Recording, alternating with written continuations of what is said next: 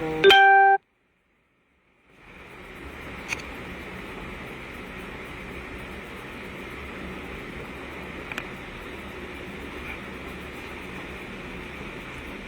we'll wait till 6:30 and then we'll start our session. Let people join.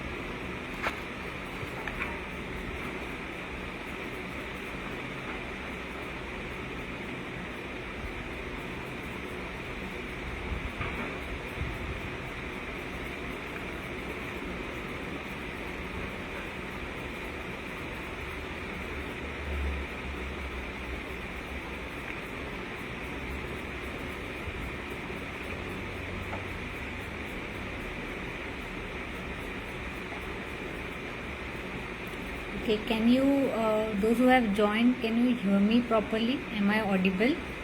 Just give me a thumbs up.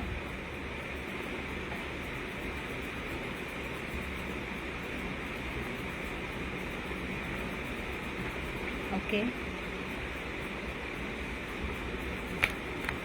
Yeah. So just one more minute and then we'll start our session.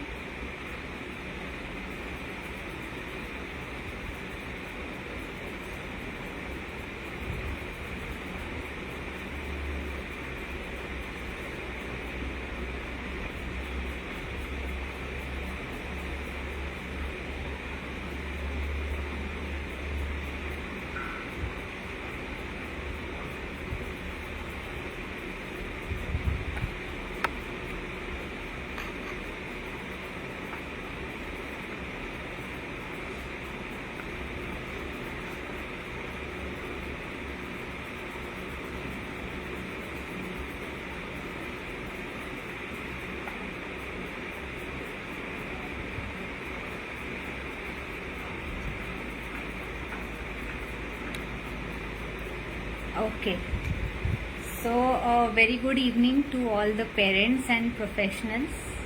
I am Dr. Nidhi Shah, a pediatric physiotherapist working in Pune, India.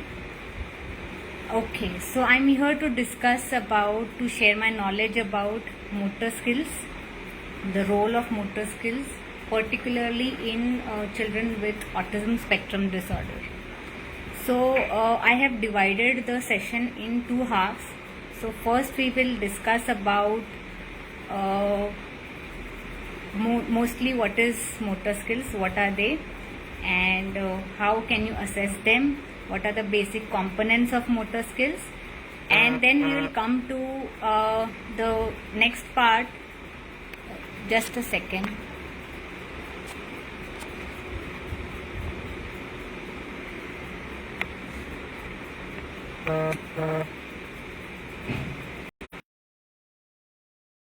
Yeah, so I have divided the session in two halves. That is, first I'll be explaining about what are motor skills and what is their role and how to assess, and what is the majorly the age criteria, which motor skills when you have to expect, and then we'll come to our the role of motor skills in autism spectrum disorders. Okay, So firstly, what is a motor skill? A motor skill is a learned ability to for a predetermined movement and to perform any movement. So just mind you that it's a learned ability. Okay, so you have to learn it. It cannot be just, you cannot get it from birth, right? So if a child tries or learns to throw things first, so it will throw once, and maybe the child gets a feedback that once he is throwing he gets some auditory feedback or visual feedback, so he will throw more and more, and then he will learn throwing, right? What is motor learning? So motor learning is majorly you practice the skill again and again, and there is a neuroplasticity in your brain. So there is a permanent change which happens in your brain. With practice, so that is motor learning, and motor learning causes a good performance. So if you learn again and again, practice that skill, you perform better, right? So coming to the next, that is types of motor skills. So what are types of motor skills? Firstly, gross motor skills and fine motor skills, we all know. So what are gross motor skills? As a physical therapist, I am more concerned for the gross motor skills which require large muscle groups for large movements. And gross motor skills are mainly divided into three parts. There is lot of subdivisions and subtypes. So if at all you feel that I am going very fast, please let me know. You can comment on the comment section. So coming to the gross motor skills, you have three parts. First is the locomotor, which is the very basic skill. So you have in that crawling, walking, running, jumping, skipping.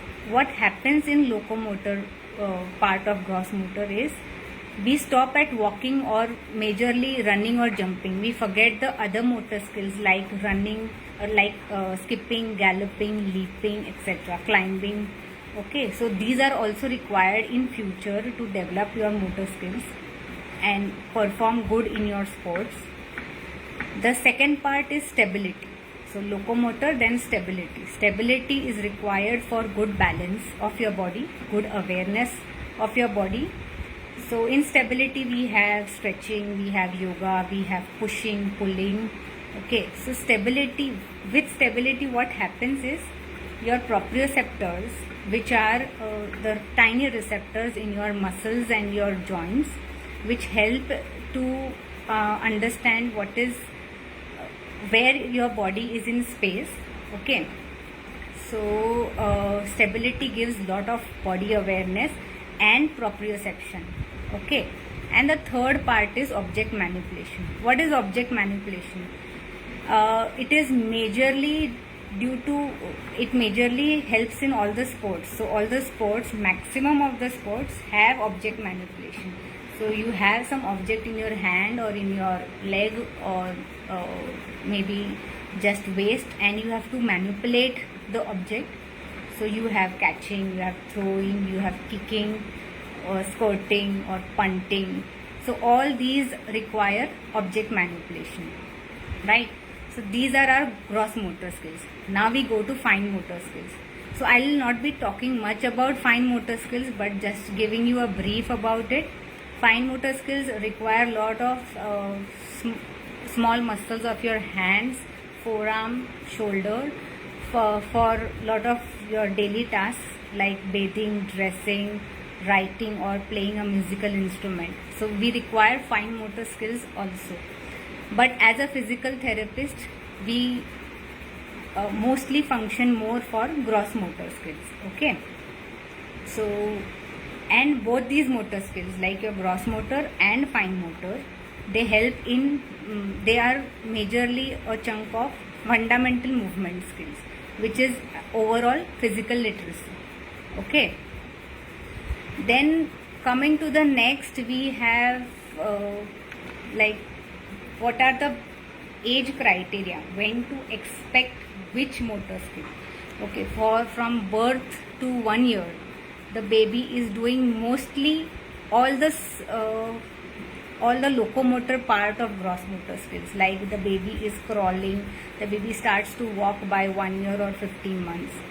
Then after the age of 1, that is 1 to 4 years, the baby learns basic skills like walking, running, maybe jumping or climbing. So we stick to 4 years till jumping and climbing comes. And after that, so 4 to 7 years of age is a very, very crucial age for your motor skills to develop.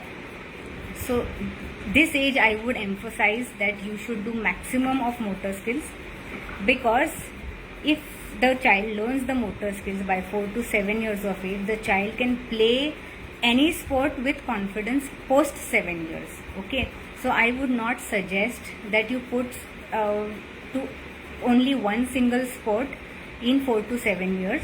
You can enhance the motor skills so that after 7 years, whatever the child likes, or whichever sport the child likes, he or she can do it very confidently and get adapted to it very quickly, right? After 7 to 10 years, the child can decide on the intensity and whether the child wants the sport as the profession or just for fun activity. Okay, so this is the age criteria. How do we put motor skills as per age, right? Coming to the basic components of motor skills. So what are the basic? There are like 6 basic components of motor skills. So this I would be going in a bit detail. The first component is reaction. So in any sport, you require a very quick reaction time, right? So if I want to catch and throw a ball, I have to react quickly to just catch the ball. Okay, so that's my reaction. Or sometimes what I do is I tell the child, if the child is sitting, I will tell the child, maybe I have a hanky here, I will put it on my head and just tell the child to catch it. Okay, so he has to react quickly to catch it. Then it's coming to the next component is balance. For any sport to play, you have to have good balance. So we enhance good balance by putting the child in different positions, like maybe single leg stance or tall leaning or just quadruped position, so that your core muscles get activated and you improve in balance. The third component of motor skill is orientation. So orientation is majorly direction. So whenever I want to play a sport, for example, I am kicking a ball. So if there is a goal post there on my right side, so I have to turn the ball so that it goes to the right side and it hits the goal post, right? So I have to orient myself. So that's the third component, orientation. The fourth component is rhythm.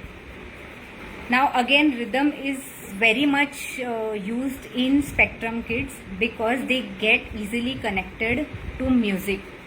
So if I want to start a session and I just want the eye contact of the child, I will maybe just clap or tap tap clap, tap tap clap, and I get a reaction from the child because the child gets aware that who is doing it. I get an eye contact, and if the child is old enough to understand, he might repeat it, and then we have like a ping pong or we can play it together, and there comes the connection with the therapist and the child, right? So rhythm is a strong and repeated movement pattern of sound.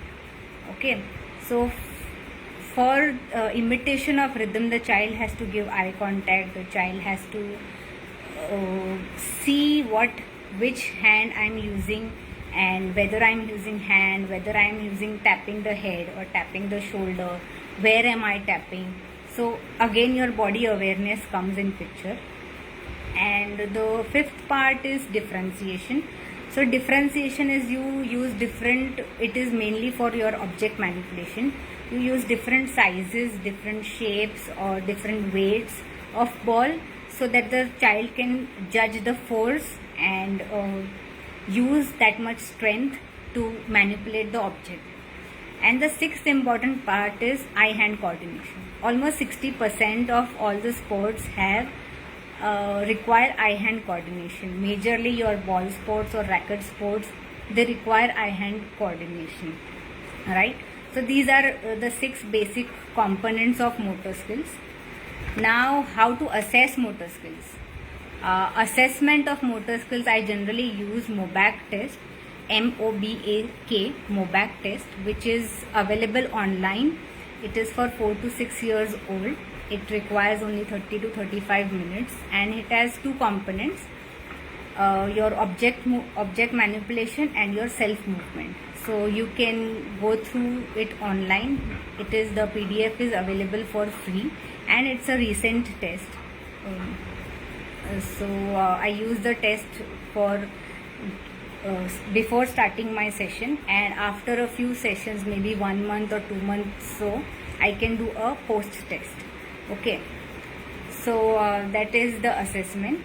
Now, why motor skills?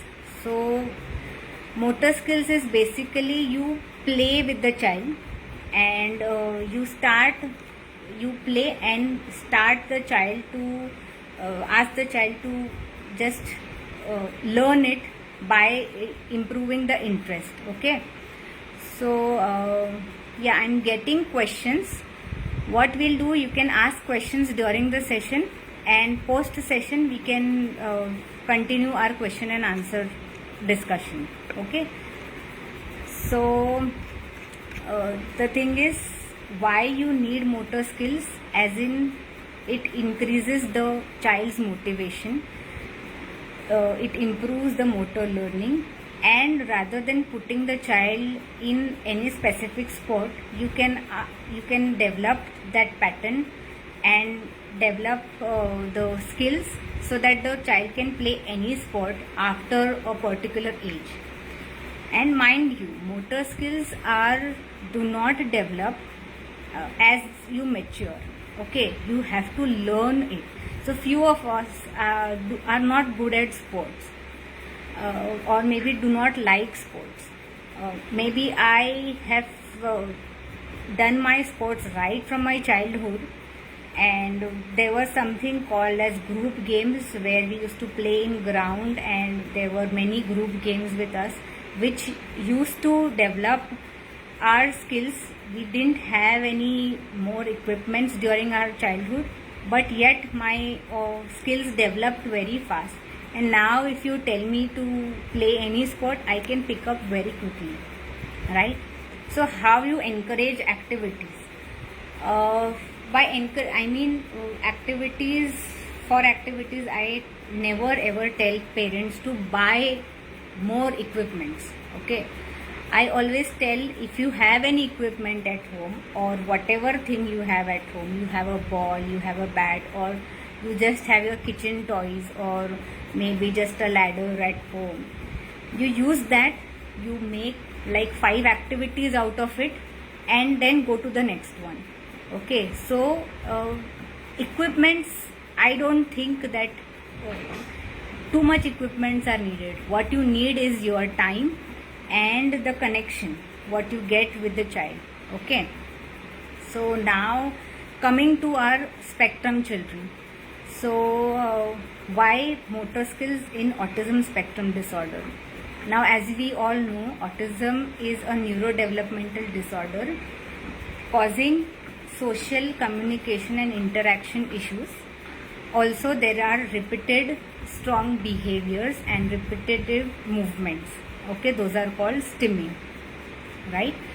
So I have gone through many studies where they say that a child with autism have at least 6 months of delay in gross motor skills and 1 year delay in fine motor skills, or 35%, I think so, 35% of kids have motor skills issue, and they lack in their sports, right? Also, there is a very deep relationship between development of gross motor skills, and your social interaction. So there are very positive studies which I have got, which states that there is a definite relationship between your gross motor and social interaction and communication in young autism children. So just to give you an example is, once the child starts crawling or walking, maybe you can just say crawling, just a baby who is crawling, and we are very vigilant at that time that baby should roll, or baby should crawl, or baby should walk by this time. So these are called motor milestones. Okay, at that time we are very vigilant. Post that, we don't generally look at the motor aspect of it, right? So what happens during crawling or what happens during walking is the social interaction of the child. The child can explore the world, talk to other people. Talk to, I mean interact to other people with maybe verbal or non-verbal communication. There is a definite relationship between alternate hand patterns and babbling sounds, which the child starts doing it by, you can say by 4 months or 6 months. Okay, so this is a very basic thing which I am explaining you, that there is a relationship between motor skills or motor milestones and your social interaction. That's why it is needed in our children with autism, right? So this is what the role which is required in autism. Now, how do I connect my child with autism? How do I tell the child that you have to play maybe just a catch and throw with the therapist or the parent? Now, if the child is coming to me and I just throw the ball to him or her, and maybe the child doesn't react, I will go again, hit the ball. I mean, of course not hit at him, but I'll just try and see whether he's imitating me. If he doesn't imitate, maybe I'll just take him or give a what you can say tactile cue, and take the ball and just throw it. So throw it to some parent. Maybe I have mother in my session, I will do that, and the child understands that you have to throw the ball and it is coming to me and again going. So that is a very basic skill, but it requires lot of things for a child with autism. So he or she has to give eye contact, he has to be very vigilant, or he has to see the direction where you have to throw. So just covering the motor skills aspect from maybe the components of motor skills. So catching will require reaction. Then I have you can say you have to throw different sizes of ball or catch different sizes. So the child has to judge see the ball. If a big therapy ball is coming to me, you have to catch a big ball, you have to catch a small ball. So that way the child has to judge. So this way the child is learning, okay? And it seems simple. So I am telling you, and it is very simple, simply explained. But I have done with the children and I do get results, because what I feel is autism is not a disease. It is a disorder. It is a different wiring of brain. Okay, the children, they are children. They are typical in their own world. They also want to learn. They also want to play. So just simple skills which you know, and definitely you most of the parents might be knowing all the skills, motor skills, but the only thing is we don't try with our children because we always think that the sensory aspect is too much and the child is stimming continuously or the child is not paying attention, so we don't do it. So once just to give you an example, I just told the mother to be in the session and we three were sitting. So the child, me and mother were sitting and we just did a passing ball, and I told the mother that you can do this at home. So the mother was stunned and she told me that we have never tried this. And the child is, you can say, 4.5-year-old. So in the sessions he was doing it very well. He understood some component of it, that he has to catch the ball from me, throw the ball to mother. So that way he was at least with us for some time. Also, I try and give home programs to the parents according to whatever is. You can use tires, you can use broomstick, you can use ladder. So all the gross motor, they also help to improve their fine motor skills also. So if you are catching or throwing ball, if you are lifting a heavy ball, your small muscles of hand, they get to work. Okay, so you are preparing for their fine motor aspect. And one more thing happens with these physical activities with the children is they get, what I have seen with the children is they get very happy, or they get a structured plan because they are full of energy. Okay, you need to channelize that energy in a proper way. So of course your occupational therapist, they are working for their child's sensory needs also. But with the energy what they have, if you give physical activity, what you call as happy neurotransmitters in your brain, they get activated. Those are called endorphins, and they help in neuroplasticity, getting the brain more pliable, and there is actually rewiring of brain. Okay, so and you learn a skill, so it gives a healthy brain. You get a healthy body with all these physical activities. So rather than running, if the autism child is running, the mother complains to me that he just runs here and there. So if I ask the parent to take him to a ground and maybe give him a structured pattern to run around the ground for like 5 rounds before the session or before some activity, he will be more channelized. Okay, so once they get channelized, they can focus on things more, right? So this is one of the benefits of physical activity. Then the third part is you get a lot of coordination problems in spectrum kids also, because they are very clumsy and the tone is very less.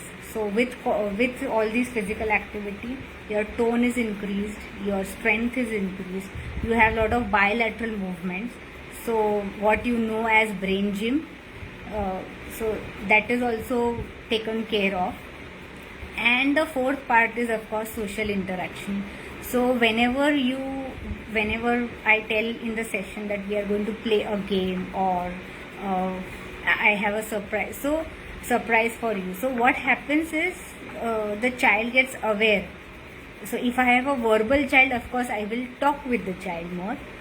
And if I have a non-verbal child, and I will just show him that we are playing game and it's fun, the child can participate more in the session rather than just sitting and telling him to throw the ball on the wall for like 20 times and catch the ball. The child won't be motivated. But if I participate in the game and just throw the ball, he has to catch it, or he throws and I catch it, there is a connection between us. And this physical physical connection, and gives a very good result with your bonding. Okay, so my urge to the parents is, you always ask your therapist for doing some gross motor skills in the session. Of course, conventional therapy works very well with the spectrum children, but including gross motor things which are goal based also, it helps to get a good bonding. And also, as I have told you all the benefits, it will help the child in all ways. Okay, and one more thing, investing your time and yourself in the session or in at home is required. Okay, you cannot buy equipments and just tell, I have so many things, I have a therapy ball, I have this, I have a climber, and just asking the child to do, the child is not going to follow. Okay, you have to show, you have to be there with the child, you have to make the child safe. All these things will help the child to grow better, to improve in his confidence. And after post 7 years, you put the child in any sport, it will be very, very beneficial for the child to learn any sport with confidence. Okay, I have been doing many motor skills with the children in my session, and their expressions or their body language, it changes. Okay, so it always helps them to just interact, or just that sound or just that noise, whatever they will just utter it, that is a way of communication, because they are struggling with social interaction. This helps in communication. Of course, it is a spectrum, so how severely the child is affected, we have to look about it. And if the child is doing lot of swimming or lot of self play, so I always start my session mainly with stability exercises, or just maybe stretching or pushing or pulling, so that the child becomes aware. And you give lot of proprioception, lot of heavy work, so that the child gets aware, and then you go for your other skills, or ball skills, or racket skills, or maybe just kicking the ball. So this way you can engage your child at home also, and in the sessions. Of course, the therapist work with motor skills, but there is always a miscommunication or misunderstanding that the child does very good in the session, but the child doesn't do with me. So why doesn't the child do with you is because the connection is not yet formed. Okay, so I would suggest, just to summarize, motor skills is mainly for physical literacy, and with autism spectrum disorder, there is a lot of delay in gross motor skills. So rather than putting in some sport, in one sport, maybe there is a 3-4 year old and he is going only to swimming, or only to some racket sport, or only to some extent, you need to improve those motor skills more and more till 7 years, and then go for any sport which the child likes. Let the child decide what the child wants. Okay, so by that time the child understands, or you will also understand what is the child good at, right? And I would tell again and again, it's not you cannot learn it once you mature. Okay, you need to learn it. The ability has to come by learning. So I would ask the parents and the professionals to play more and more with the child, because what happens is, with all the diagnoses and all the mental blocks what we have, we forget to play with the children. Okay, we just give maybe the conventional therapy, and we might see the change, but if you do it playful and do it with all these motor skills, you will help the child to learn also. Okay, so I'm done with my talk. I'm open to the questions. If any questions, you can just put it on your chat page. You can just comment it. Okay, I just have a question here. Can you please share how to increase the eye-hand coordination? Any activities that will be helpful for 6 to 7 years old? Okay, I'm not sure if the child is uh, on spectrum or a typical child. So first of all, I'll see if the child is on spectrum. I'll see what the child knows. I'll assess the child first, and there are many activities for eye-hand coordination. I'll start with simple catch and throw, because see, catch and throw, why am I telling okay, he's on spectrum? Okay, so why am I focusing more on catch and throw? Because it is a very basic skill, and you connect very well with the children. Then I might go for balloon. Then balloon activities are a huge hit everywhere. So I have maybe what I tell parents at home: if you don't have a racket, so you can have a paper towel roll and just let the child hit the balloon and walk around, hit the balloon, or hit with elbow, hit with shoulder or head. So that also improves the eye-hand coordination. Or maybe you can just tie the balloon or a ball and let the child hit with his hand. So that will help with eye-hand coordination. And yes, there are many activities. These are just 2-3 examples I am giving you. But according to whatever the child needs, or whatever the child interests. So maybe just if the child has some interest in cars, or maybe the child has interest more in running, so I will ask the child to go touch somewhere and come back. So only touching also will help to orient that place, and to focus or to go there, touch and come back.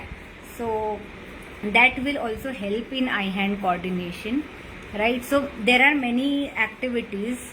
What I'll do is, if I guess I have answered your question.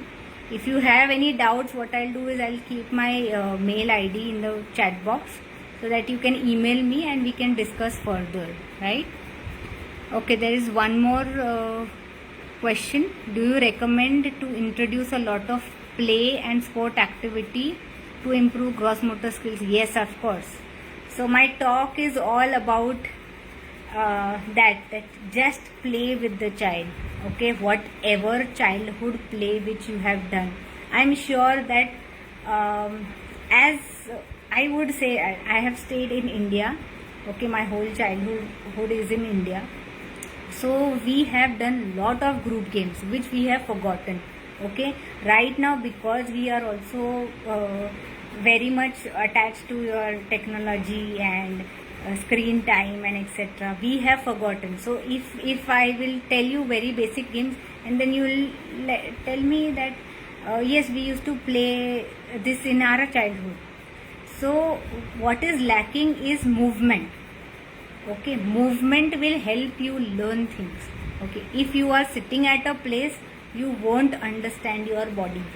If you keep on moving, and our spectrum children, they keep on moving to just get that feel of the body.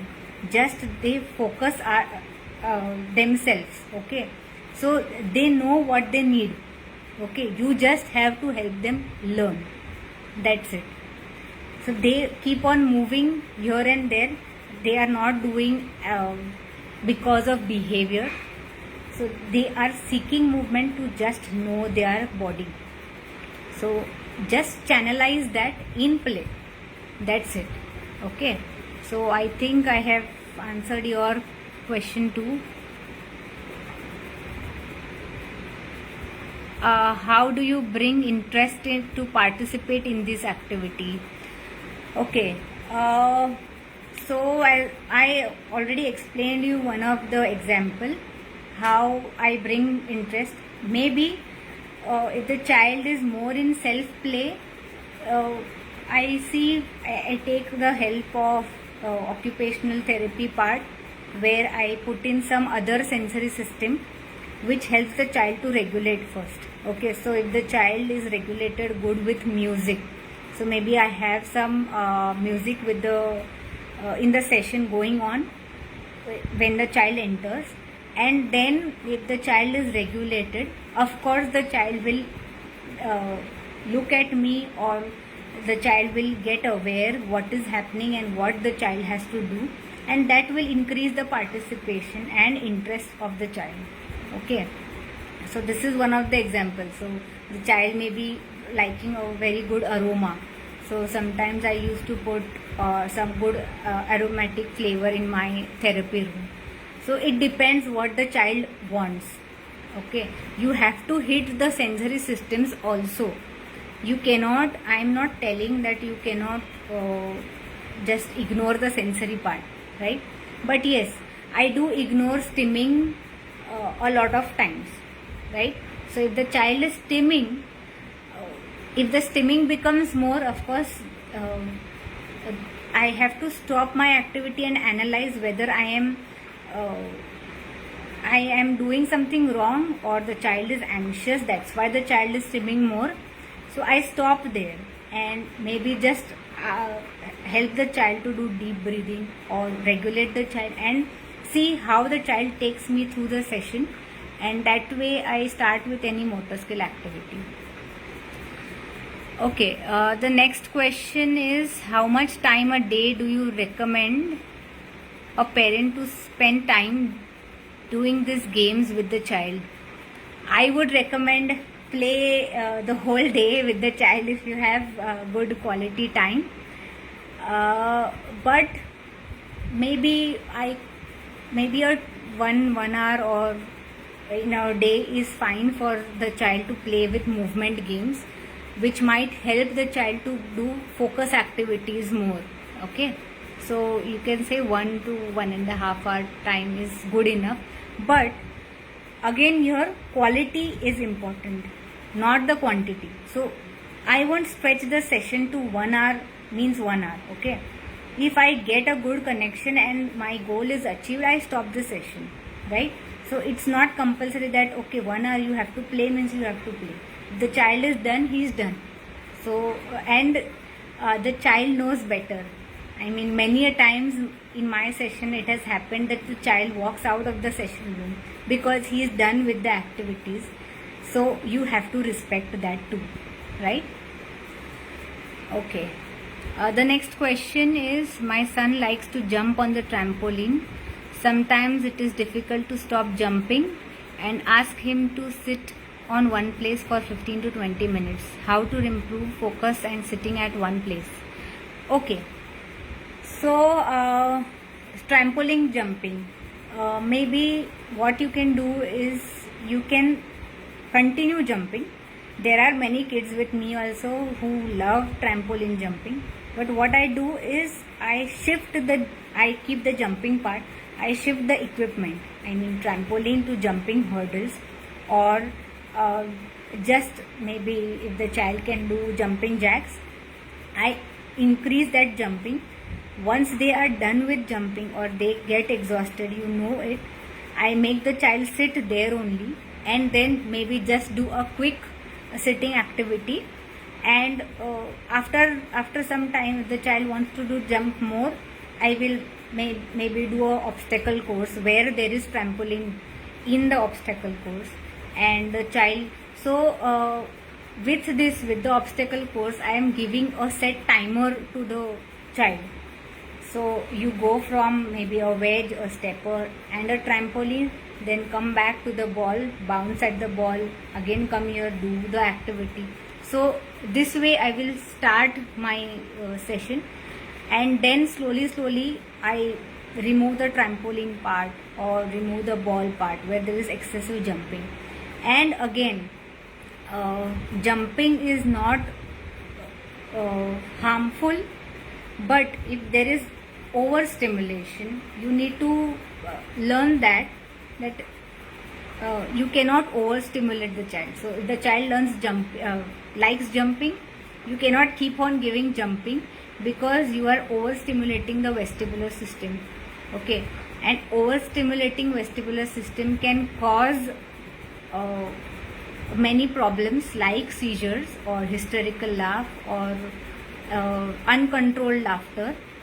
Okay, so the child stops in the trampoline or after some time, okay, you need to be there is a very thin line where you understand or you see the expressions of the child, or you give sometimes I give lot of counting. So okay, you have done 100 jumps on the trampoline, and then we sit again, you get up again, go for 50 jumps, then we sit. So slowly I decrease that count, okay, so and then come out of the trampoline like that. So there are different ways how you can take out of you have to just improve your increase your, not improve, maybe increase your creativity, how to take them out of what they are excessively doing and what do you want to do it. Okay, I think I have answered about it. The next question is, autism will recover if the child connects with other children at home level. Okay. So the sad part is autism. First of all, I want to tell you that autism is not a disease. So we are not recovering it. It's a disorder. There is a very big difference between a disease and a disorder. Okay. So as I said, it is a completely different wiring of brain. So that's why they are atypical. They are not typical kids. Whatever you see normal, they cannot be like normal, but they are normal at their level. Okay. So we cannot recover it, right? Of course, the child gets connected with other children at home level. So if the child has sibling or some other cousin, I have one child who has his cousin all the day at home. So he is very well connected with that cousin. He wants him to get invited in the play. He also goes to many play areas with him, and nowadays we have seen that he can be alone with, he can accompany his cousin and his friends and then just play whatever possible or interact with the children in his own way. But yes, you cannot recover it. Okay, you cannot. Maybe I'm not treating autism. Okay.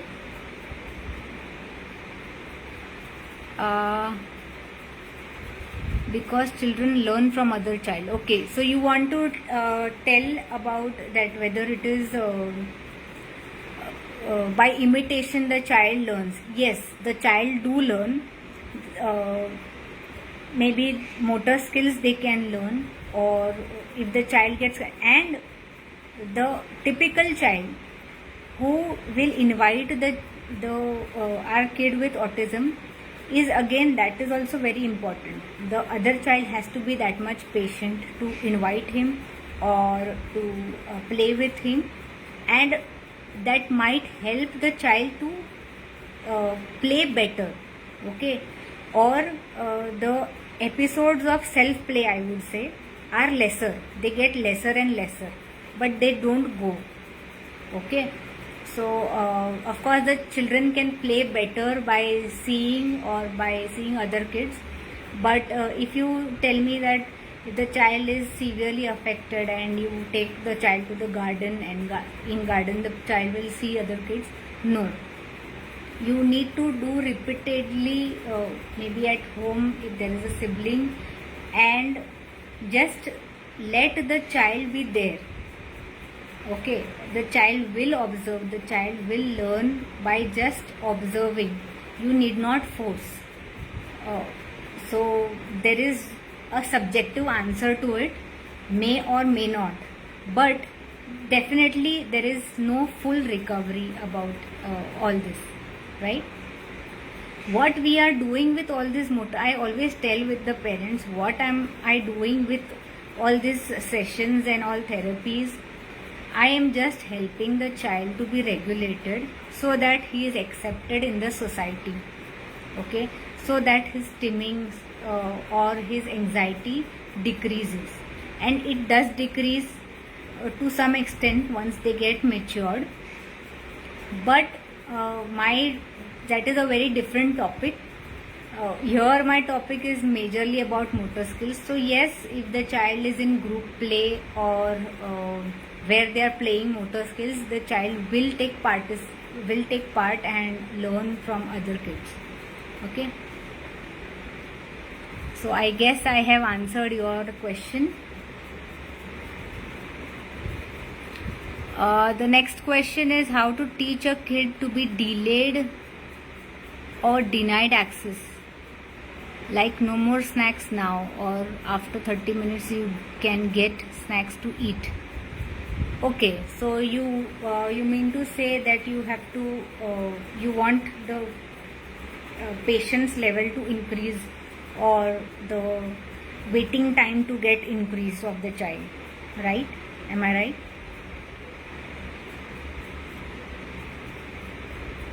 Yes. Okay. So one very good strategy I use a timer, which works very well with the children. Okay.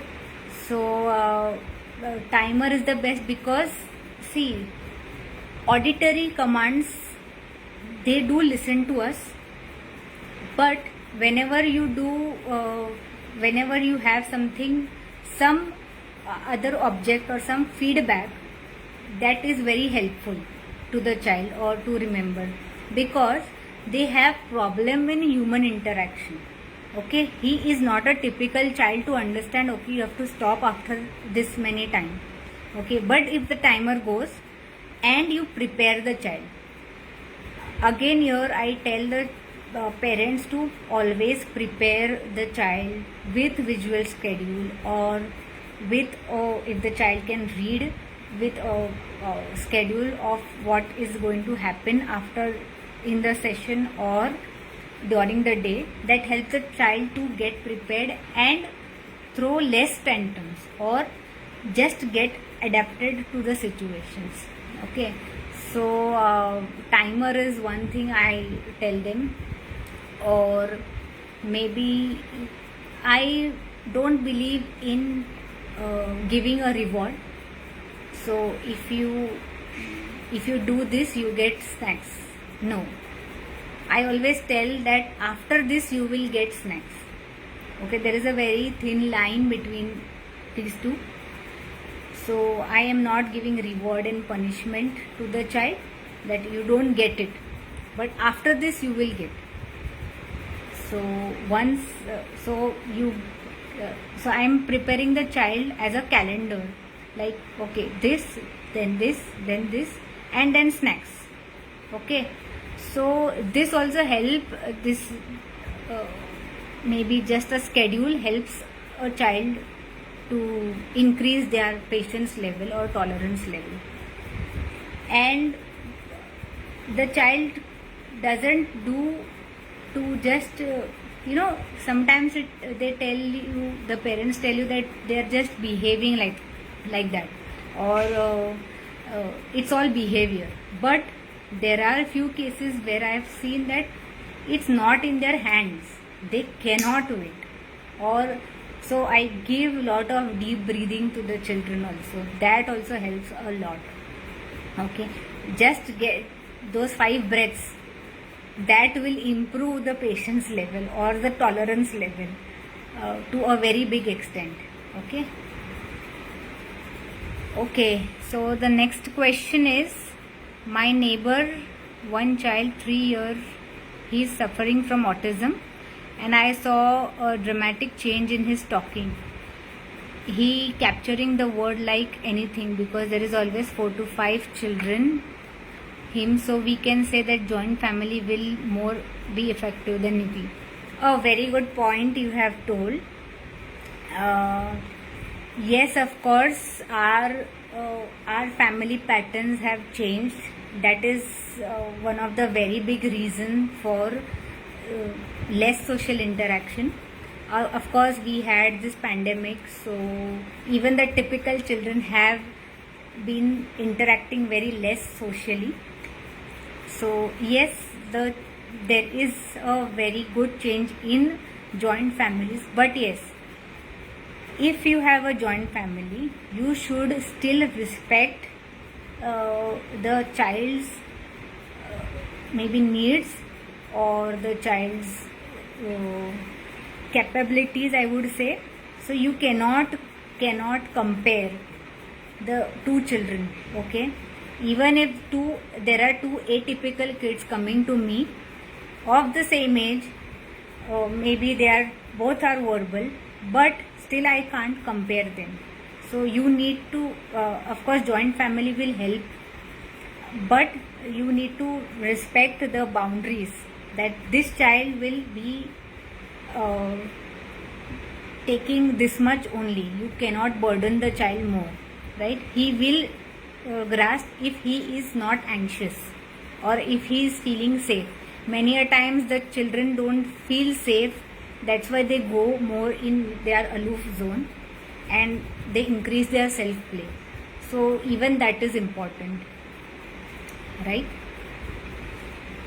Okay, any other questions?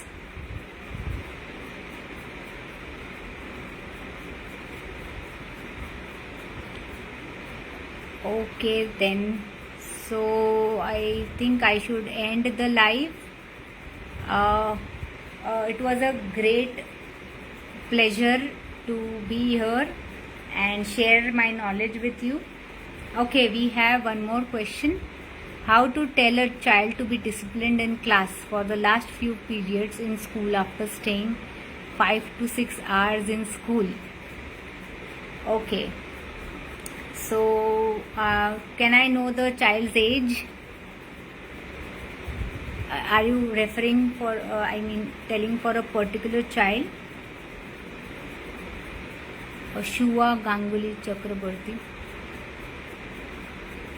Or just in general, 6 years old? Okay. So, a 6-year-old child having autism, sitting in class for 5 to 6 hours, okay? So, so I would suggest, I would say that is only very difficult for the child to sit for 5 to 6 hours in a school. And if the child is sitting, you have to give the child what he needs, okay? Or you have to maybe if the child after 5 to 6 hours, the child has to maybe just take a walk around. So I might tell that you shift the child's bench to the last bench after 5 to 6 hours. The child can just walk around well and just come back and sit in their place. Or maybe just you can include a movement activity for all the kids. So that, of course, 6-year-old sitting for 5 to 6 hours is too much. Your attention span is just 45 minutes, 30 to 45 minutes, that's it. Being adult also. So, a child sitting for so many hours, it's a very big task for that child. So, you can include a lot of movement activities in your classes also. That will help all the children, not only the child with spectrum. It will help all the children to just, you can just tell that to stand up, stretch your body, touch your toes or something like that, and maybe you can get all the children's attention again, and particularly that child which you are talking about. And or if the child is done, he is done. Again, you can include a timer. You can include a schedule with the child. A visual schedule works the best, okay? So that is how you can increase more sitting with the child. But of course, classroom should be, if you have an inclusive school, classroom should be friendly with our kids. Whatever their needs are, there might be OT coming to your schools, which is recommended. So if you have inclusive schools or even typical schools, they are taking children with spectrum and they are expecting to sit for like long hours, it is very essential that you take help of the professionals. That how can you more help with the professional to the child. Okay. The next question, did I just answer your doubts, Shuva Ganguly? Okay, coming to next. Okay. Okay, you are his mother and he's in an inclusive school, but still the teacher complains. Okay, so if that is the case, I would suggest you to go more beyond that what are your goals for the school.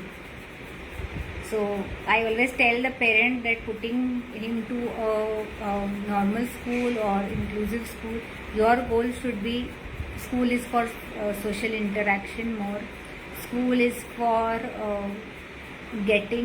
obeying few things which he might be doing it. Okay, he is sitting for 5 to 6 hours, means he is trying to do, and he will get it through. I mean, if he is done, then do not force him, right?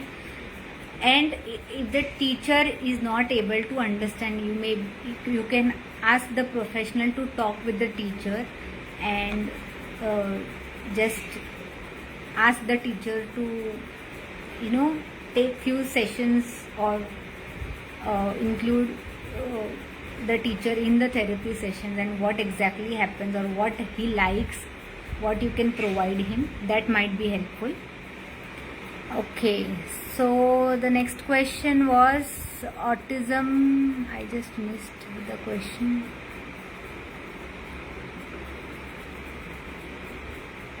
I think so.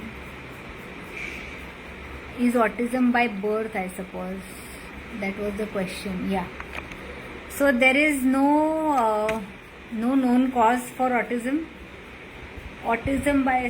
They are relating, some studies say that there is a genetic factor, but I would suggest, I would rather say, my opinion is the environment also plays a very important role with children with autism. Okay, so how much interactive or how much warmth the family is giving, that will improve your child's, if the child has autism or if the child has any sensory issues, how you are accepting and how you are helping the child in all the ways rather than being typical, even that helps. Okay, so nobody has to be blamed that okay, it is by birth or maybe it is because of some parent. No, because there is just a hypothesis given that if a sibling has, or if there is a genetic cause, but we are still not sure.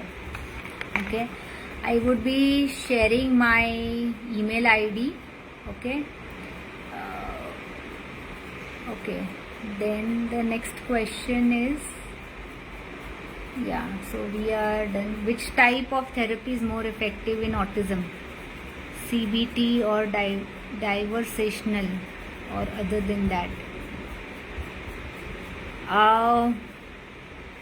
Which type of therapy is more effective? See, any therapy would be effective if the child gets connected, is what I feel. Okay, if you force the child, or the child is being forced to do few things, and the child does not feel safe, even if the therapy is the best, or there is you are going to the best clinic, it won't be effective for your child, is what I say too. So you have tons of therapies coming around, recent therapies. There is flower therapy, there is aroma therapy, there is ABA, there are conventional OT and PT and everything going around. So stick to one therapist. If that is working, you see the results with the child, stick to that therapist, because if you keep on changing from therapy to therapy, mind you, your child has to interact with those many people. Okay, so if I have like 5 or 6 different therapies going, my child is going, so my child has to deal their ways. Every therapist has different ways of working, so child has to mold accordingly. So that is very tiring for the child. So any therapy would work if the child is connected. Okay. Any other questions? Okay, so I'll be just writing my email ID, and you can just connect with me there for any other questions or any other details you want from me. Okay, so I hope you liked the session, and looking forward to more sessions like this. And I would like to thank Autism Connect a lot for giving me this opportunity to share the platform. Thank you so much. And I should end the live. Thank you all.